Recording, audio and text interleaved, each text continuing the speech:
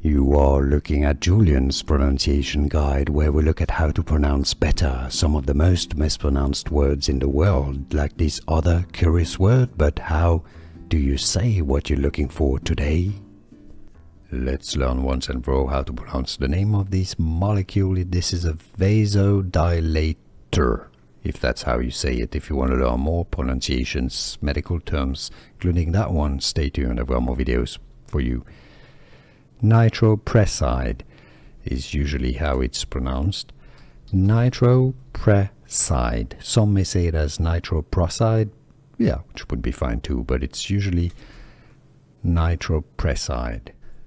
Here are more videos on how to pronounce more confusing words and names too many mispronounced. Like this video if you found it useful. I appreciate your support. I'll see you soon and thanks for watching.